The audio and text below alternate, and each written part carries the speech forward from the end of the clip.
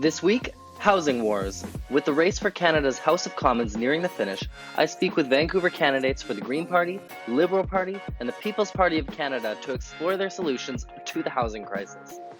So here's the thing. Homeowners, homebuyers, investors. We all want to find that perfect property to move into and to eventually sell for profit. And we want to make that purchase in a place with affordable, safe, quality homes, communities, and businesses. Why? So we can actually enjoy our lives, take vacations, and spend the quality time we want with the people we love.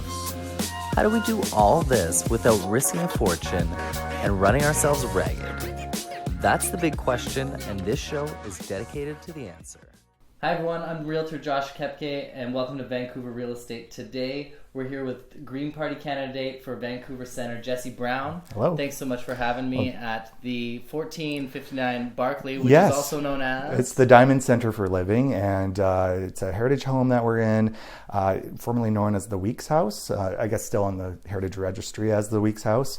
And in 1994, it was converted into a wellness center for people with life-challenging health conditions.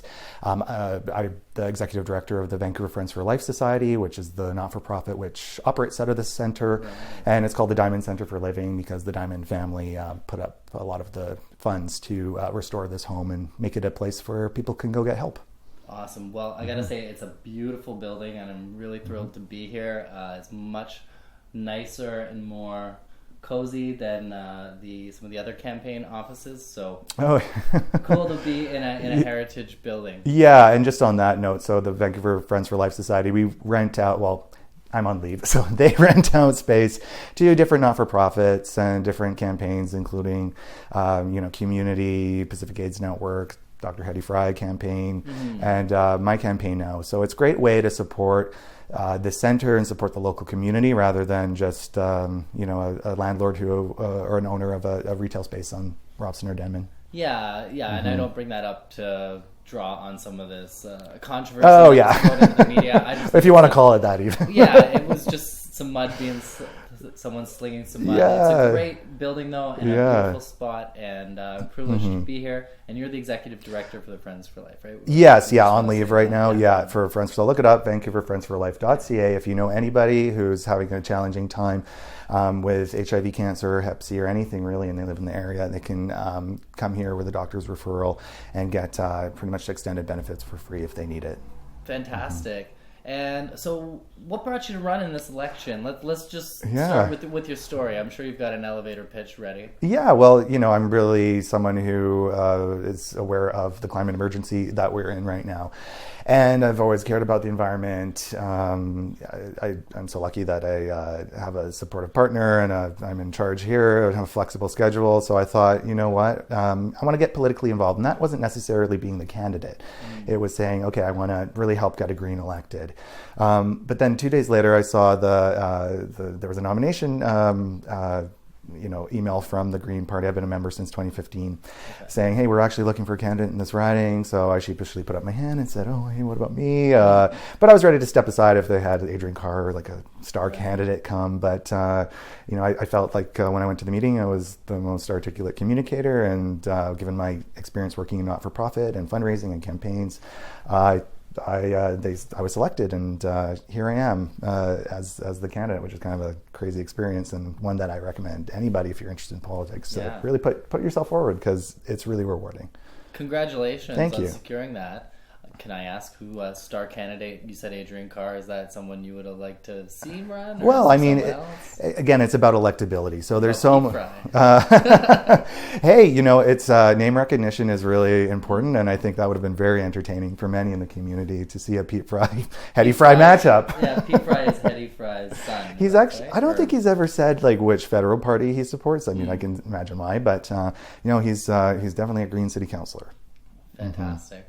Okay, so that's how you got started. And we're really here today to talk about a bit of the housing policies and really what's speaking to you on the Green platform for people here in the riding, which is the West End. What other parts of the Vancouver Centre? Yeah, so Vancouver Centre is pretty much all of the downtown peninsula. It's all of False Creek. I think the cutoff is Dunsmuir, and then Main, and then first or second, and then it's next to sixth and fourth, and Kitts Point there. Fourth and Arbutus is how far it goes on the Falls Creek side. The south side. And so, yeah, it's quite a big neighborhood, lots of diversity of housing options for people. It's been really kind of a crazy learning experience, a really interesting opportunity to, part of campaigning is going door to door. So I've seen a lot of the different ways that people live in this riding, and it's a pretty unique riding in that way. Tell me a bit about that. What's some of the different scenes you come on when you're knocking on doors? Having knocked on a few doors I can imagine. Yeah. Well, I mean, there's everything. There's from, I guess the biggest discrepancy but is going in Kitts Point along I think it's Ogden Avenue there, right? Mm-hmm. Some gorgeous waterfront homes and very technologically savvy buzzers with the cameras and who's there. It's like, I'm Jesse Brown, your Green Party candidate, go away. Or some really friendly people too. It's a total mixed bag in this riding because the environment is everyone's issue, or it should be. And so we get a lot of cross-party support as well from former Conservatives, former Liberals, former NDP that are just feeling really disenfranchised and not wanting to see their view ruined by hundreds of new oil tankers going through English Bay. Mm-hmm. So all sorts of types have been supported for this campaign. So people in those gorgeous homes, and then people who live here in the West End in those 3-story walk-ups. Many people there are very fearful of being rent evicted right now. They're quite older buildings. They need some repair, but it's good that you know more about this than I do, but I know the new legislation went in to protect renters from rent evictions from the new BC NDP government. So at least there's a bit more safety for them now, but we need to do a lot more in our society to support people. It's not enough what people are living off of if they're on disability or if they're on social assistance and they're just, having lived in one of those apartments for, over 30 years and, it's quite subsidized rent at that point.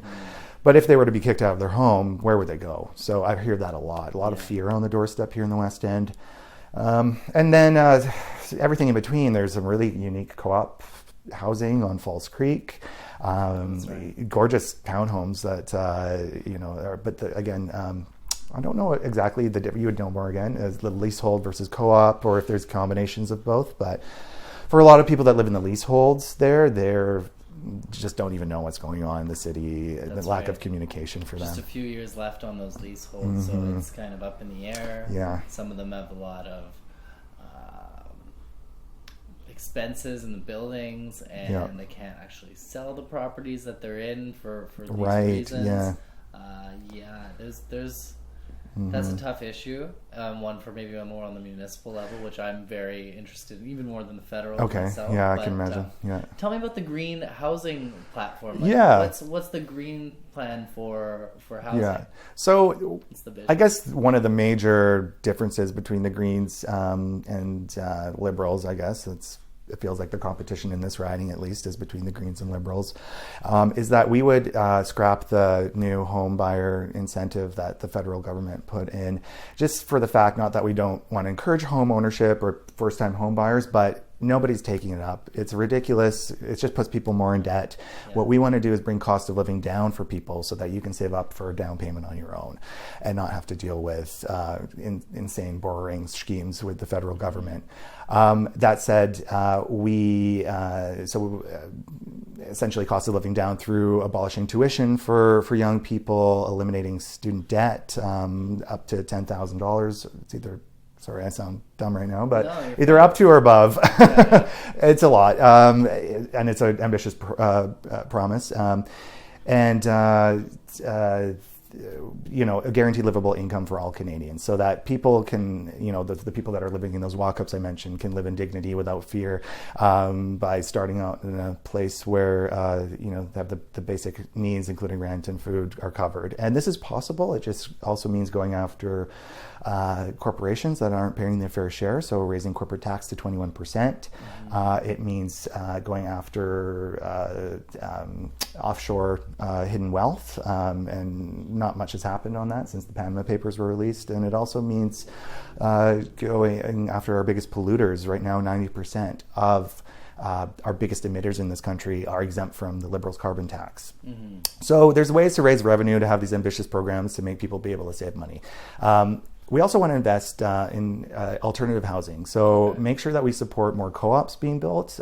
As I mentioned, there's a lot of co-ops in this riding, and it's a great way to build community, to get different levels of investment in building, as well as direct government investment in land for rental housing, because that's a lot of the ways that the downtown or the West End, all those beach towers, the federal government played a big role in the creation of those. And now we see rental housing going up on Davie Street specifically that is just out of reach for so many people because it's completely free market. And so to have a one bedroom starting at, I think, over $2,200 a month is still a lot of people, and you're seeing or a lot of money, and for a lot of people, and you're seeing vacancy signs, help wanted signs everywhere in the downtown core here. So we need to do something. I feel really confident that the Greens have an ambitious housing plan to actually have real change here in Vancouver Centre.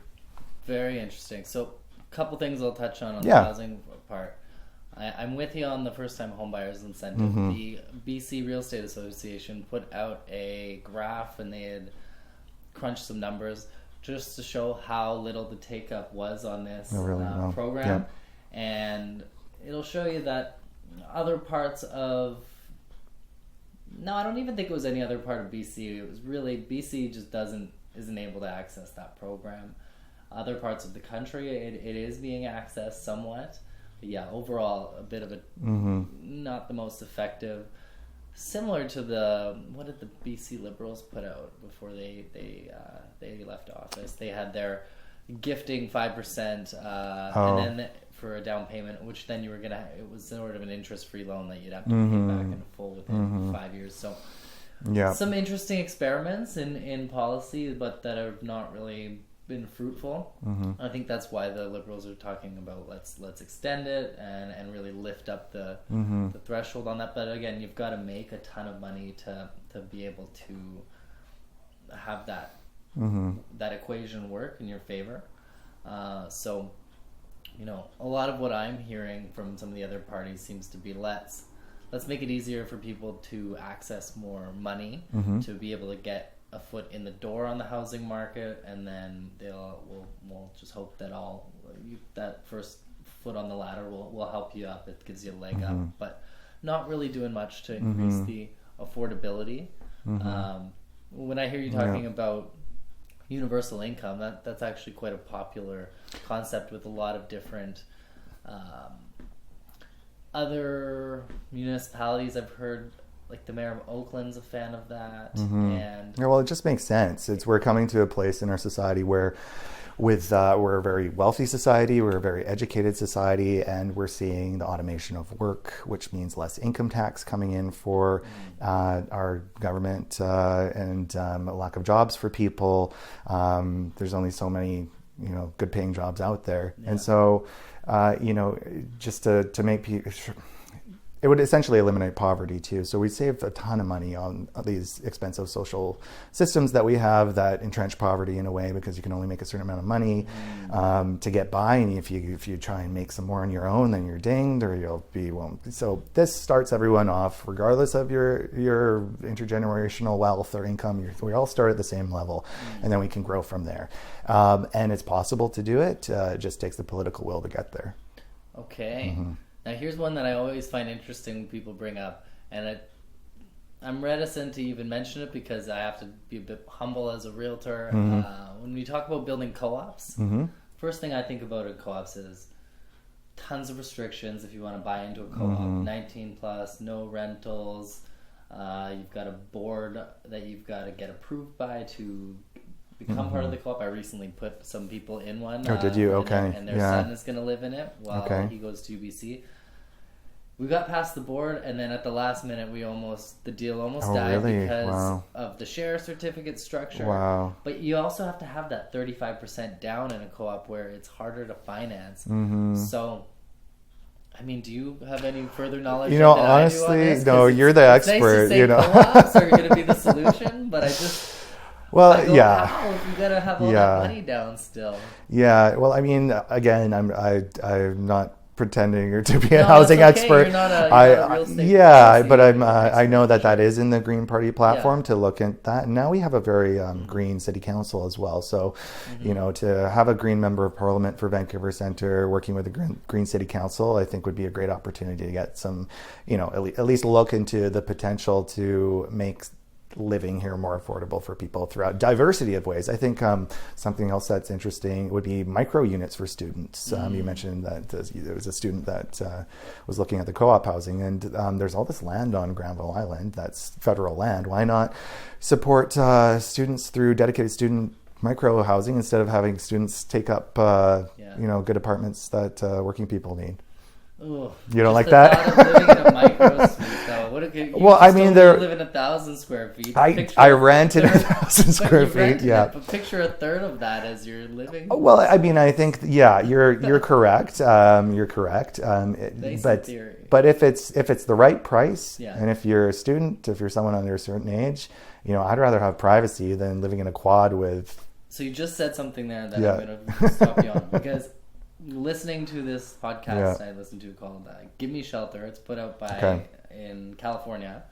The mayor of Oakland said that they for their version of kind of the modular housing, what they did, they put up a bunch of kind of like a tool shed. Like, I'm not gonna it doesn't sound very nice, but a lot of these kind of backyard tool sheds and turn them into sort of little cabins for the homeless population. So rather than jam people into a mini apartment building, multifamily kind of situation, now they've got their privacy, they've got their own door. It's missing a lot of stuff, but it's got privacy. Yes. So I don't know if they got a lot more land that sprawls out than we do, and that's not something I've ever heard talked about here. But an interesting concept, to say the least. Yeah, just a variety of options that for people to live. This is an expensive city. It's a hard city to get into. I'm lucky. I've been in the same suite for over 12 years, and in kind of downtown core, Melville and Buttes, the intersection, and so. So yeah, it's I don't know how people do it nowadays. We're a dual income family. I've got stepdaughters. They're becoming teens pretty soon, and so they share a bedroom. Erin and I, my partner, are in the other bedroom. They're only there half the time because they're with their mom the rest of the time. But it's getting tight, and to have to move out of our our fairly good rent for the suite, since I've been there for so long, and have to look at it. Potentially a 3-bedroom market rental or 4-bedroom would be ideal.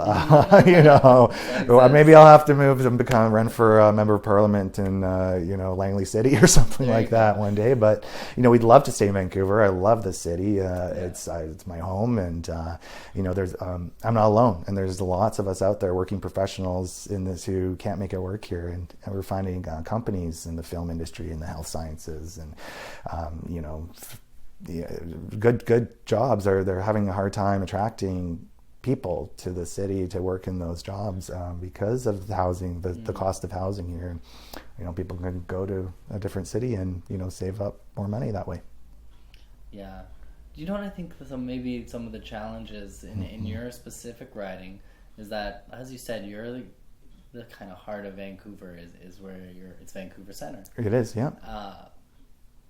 And people call Vancouver an airport city. People come for a couple of years, they move on, or they move around. So whereas you've been where you are for 12 years, I'm from Deep Cove, and I lived in a number of different spots downtown, left to travel the world for a year, came back, and each time you move, it gets more expensive. So you really have, and you can't sublet. So you have to stay put, or risk being priced out. In fact, I met some folks in my elevator just this weekend who used to live here. Now they live in Costa Rica. Oh, wow. And they had their jackets on the sunny Saturday. I'm like, really? Yeah. They said, we're used to warmer weather now. And I said, well, what do you think? Because they've been gone for 5 years. I said, well, what do you think of the change in prices and all this? And they went, we've priced ourselves out by being gone this long. So you can't really... leave, which is a shame. Is there any well, if I do leave, I'll go to Costa Rica. I think that would be amazing. I don't know. Well, they gave me a card. Yeah. They're real estate Okay. people Oh, are down they? there. Okay. Well, give pay it forward. Let's talk about this. Maybe that's where I end up. Yeah, eventually. I'd love to have a house in Costa Rica. All the space, the tropics. Rent here, live there. It's maybe romanticized a bit. Okay. But yeah, so just interesting kind of perspectives on this specific riding, where places like Langley and such people live for quite a long time. Yeah. And then those that own here end up benefiting more than those that don't, because they get that holding pattern, which I think is where some of the policies have come in. Yeah, the concentration of intergenerational wealth is a huge issue for this country because what was I listening to? I think it was a CBC Current about vacation properties, and they met I think it was specific to Muskoka or something in Ontario, and like it was billions and billions and billions of dollars in real estate is going to transfer when baby boomers start passing. Oh my God! Okay, you got it. Which is nuts. Least that's what I heard last when I was at. I could be wrong on that. Yeah, which is great for those of us who have parents who have vacation properties, but for most people in British Columbia and Canada, and most people in this riding, they don't have that privilege. And so, or they don't have supportive parents that live in the burbs somewhere like I do. I feel very lucky. I mean, we're not like a wealthy family. We're just average middle class. Where are you from again, originally? Ladner. I grew up in Ladner. And my parents are still in the same house that they lived in when I was a kid. So you would think I'm better off because I'm from Deep Cove, but no, my parents moved time after time after time, and just. So now I look at the house we used to live in, or the one we lived in after that, and we'll go, I don't have any of that intergenerational wealth because they just kind of played it in the wrong way. So it's a bit, I don't want to say it's a lottery, but it's... well, life is a lottery in general, right? Yeah. We're still blessed to live here. We are so lucky. Yeah, I give thanks. It was Thanksgiving today, actually. Thank you for... we're lucky.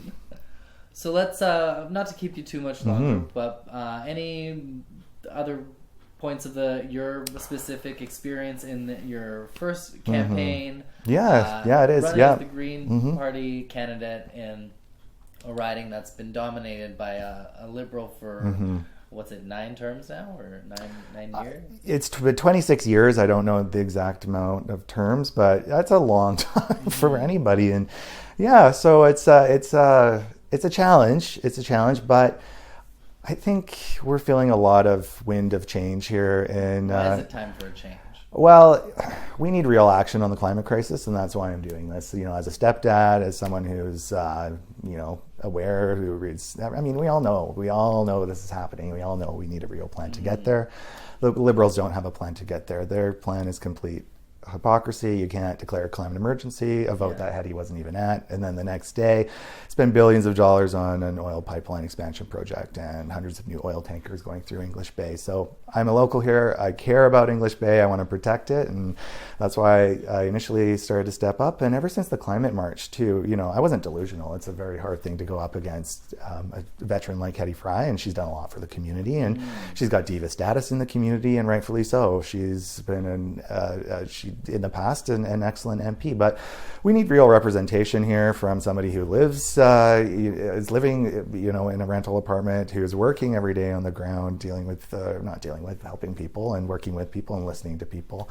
Ever since the climate strike, we're 7 million young people. That was the best marketing I could have ever hoped for this campaign, because people are listening now, and people are listening to the young people, and they're wanting change. And so I'm feeling pretty good. I don't want to be on camera saying I'm going to win this, but because it's a tough thing. But I hope that we've at least started a grassroots movement here in Vancouver Centre to make sure that young people are represented in this riding, and that we're not forgetting about young people when we're making policy decisions.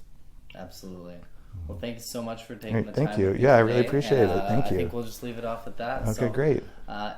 It's really too bad that I haven't been able to bring on candidates from each party. This has all been a little put together at the last minute, as the intention of my interview with the Liberal candidate was not to get into politics, but politicians have a way of steering the agenda. So now I'm very privileged and Yeah. thankful to have Jesse come and speak with me. If you want to learn about all the other platforms, I highly encourage you to go online and go to that magic website called Google, or check out some of the local podcasts that do really good job covering the subject matter. BC Politicoast is, or maybe it's just called Politicoast, is a great podcast to check out, and I'll link it in the show notes, along with some other resources. So thanks for watching. I'm Thank Realtor you. Josh Kepke with Vancouver Real Estate Today, and get out there and vote. Yeah, vote. Whoever you October vote for. 21st, vote. Thank you. Thanks. Vancouver Real Estate Today explores the art of living through genuine storytelling and localized expertise. If you enjoy what we do here, do us a favor and write us a review, and visit us at vancouverrealestatetoday.ca and discover the home that lets you express and live who you are.